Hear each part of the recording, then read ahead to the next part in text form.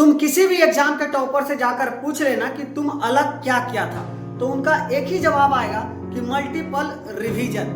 बहुत सारे लोग को यही नहीं पता होता है कि बार बार रिवीजन कैसे करें और बार बार भूलते चले जाते हैं। ठीक है, तो आज का हम लोग इस वीडियो में बताएंगे कि साइंटिफिक रिवीजन करने का क्या मेथड होता है। आप बहुत पढ़ते हैं, आपको आता कुछ नहीं। पढ़ा हुआ याद नहीं रहता। नहीं होता यार मुझसे।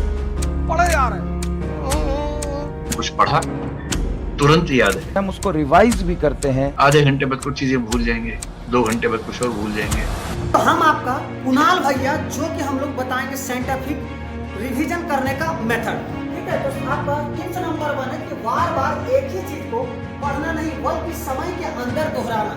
मतलब कि कोई भी चैप्टर आप लोग पढ़ रहे हैं तो उसका बार बार पढ़ना, ये आपको रिवीजन करने का मेथड नहीं है। ठीक है, हमारा दिमाग भूलने के कर्म पर काम करता है। मतलब कि हमारा दिमाग सोचता है कि हमारे ऊपर बहुत कम लोड आए। ठीक है, जो कि इसीलिए का सही शेड्यूल है। मतलब कि जो आपका शेड्यूल नीचे दिख रहा है, ये यदि ये शेड्यूल पर आपको काम करते तो आपका दिमाग भूलने के कर्म में नहीं चलेगा।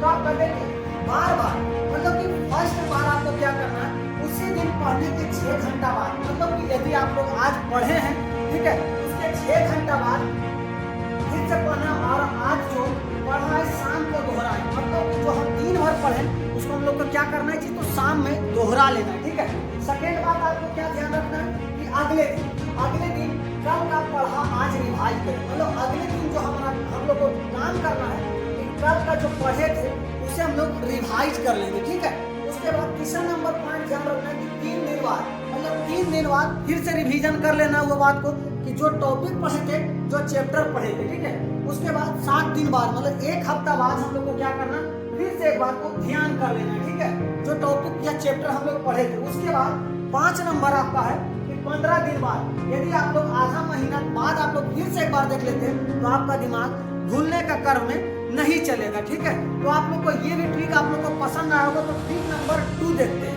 ठीक है, चलिए, सक्रिय याद। ठीक है, जो भी आप लोग को सक्रिय याद बताता है कि बार बार पढ़ने की जगह खुद से याद करने की कोशिश करें। ठीक है, बार बार पढ़ने की जगह क्या करें, खुद से याद करने का कोशिश करें। जो कि आप लोग को जैसे किताब बंद करके खुद से सवाल पूछना है। जैसे कि हम लोग न्यूटन का लॉ में क्या पढ़े थे, यदि हम लोग को याद है तब तो बहुत अच्छा, यदि नहीं याद होगा तब फिर से किताब खोल कर देख लेंगे। ठीक है, इससे क्या होगा, आप लोग को माइंड जो कर्म होता है, मतलब जो भूलने का प्रयास करेगा वो भूल नहीं सकता है। ठीक है, तो चलिए हम लोग टिप्स नंबर 3 देखते हैं, जो कि बहुत ज्यादा इंपॉर्टेंट है। ठीक है, तो पोमोडोरो तकनीक आपको क्या बताता है कि 25 मिनट पढ़ाई, 25 मिनट क्या करना है कि पढ़ाई करना है प्लस 5 मिनट का ब्रेक लेना है।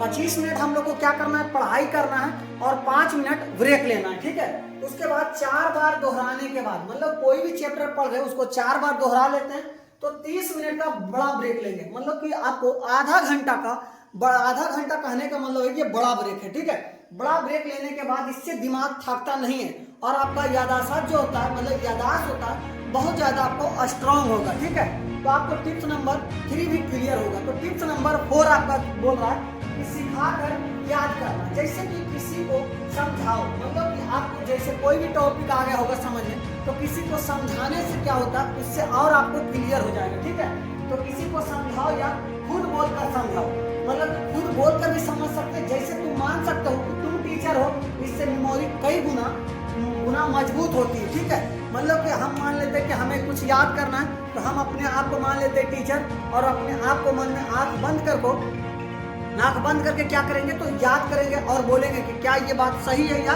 गलत है। इससे होगा हम लोग को याददाश्त बहुत ज्यादा मजबूत होगा। ठीक है, और कई गुना मजबूत होगा मेमोरी जो है आप लोग को सबसे ज्यादा ध्यान देना है मेमोरी पे।